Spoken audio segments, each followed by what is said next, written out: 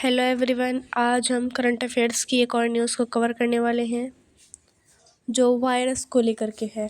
चीन में मिले डेडली ब्रेन वायरस, क्या यह बन सकते हैं महामारी की वजह? जाने स्टडी में क्या पता चला। तो देखते हैं आगे क्या है खबर। चीन में हाल ही में एक वैज्ञानिक स्टडी के अनुसार कुछ खतरनाक वायरस पाए गए हैं जो इंसानों के मस्तिष्क को संक्रमित कर सकते हैं। यह वायरस जूनोटिक हैं, यानी जो जानवरों से इंसानों में फैल सकते हैं।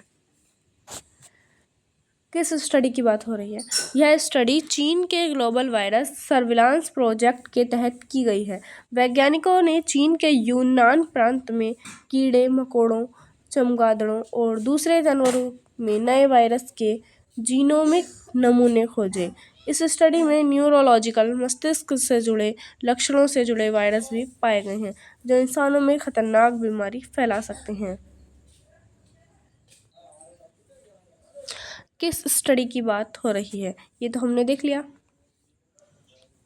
कौन कौन से वायरस पाए गए हैं कि हेनिपेवायरस, लाइसा वायरस, एनेरा वायरस और ऑर्थोबाइना वायरस। ओके, जो हेना वायरस है, हेनिपा वायरस, यह वायरस मस्तिष्क पर असर डाल सकता है और इसकी मृत्यु दर बहुत अधिक होती है। यह चमगादड़ों से फैल सकता है। जो लाइसा वायरस है यह रेबिज जैसे लक्षणों से पैदा कर सकता है। ये जो लाइसा वायरस है वो रेबिज जो कुत्ता काटने से जो रोग हो जाता है वो वाले जो लक्षण लाइसा वायरस पैदा कर सकता है। ये जानवरों से इंसानों में फैल सकता है। तीसरा है अरेना वायरस और ऑर्थोबाइना वायरस। ये दोनों वायरस मस्तिष्क की सूजन और अन्य न्यूरोलॉजिकल समस्याएं पैदा कर सकता है। क्या यह महामारी बन सकते हैं? स्टडी में यह चेतावनी दी गई है कि वायरस भविष्य में महामारी का रूप ले सकते हैं अगर इन पर नज़र नहीं रखी गई तब। कोविड-19 की तरह अगर यह वायरस इंसानों में फैलना शुरू हो जाए तो गंभीर स्वास्थ्य संकट बन सकते हैं। क्या आप जानते हैं जो कोविड-19 महामारी आई थी वो चमगादड़ से वायरस निकला था, उससे कोविड-19 आई थी। वैज्ञानिकों की राय।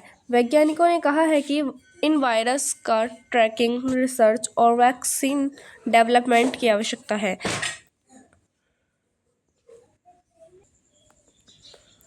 वैज्ञानिकों की राय। वैज्ञानिकों ने कहा है कि इन वायरस का ट्रैकिंग, रिसर्च और वैक्सीन डेवलपमेंट की आवश्यकता है और अभी ये वायरस बड़े स्तर पर इंसानों में नहीं फैले हैं लेकिन भविष्य में खतरा बन सकते हैं।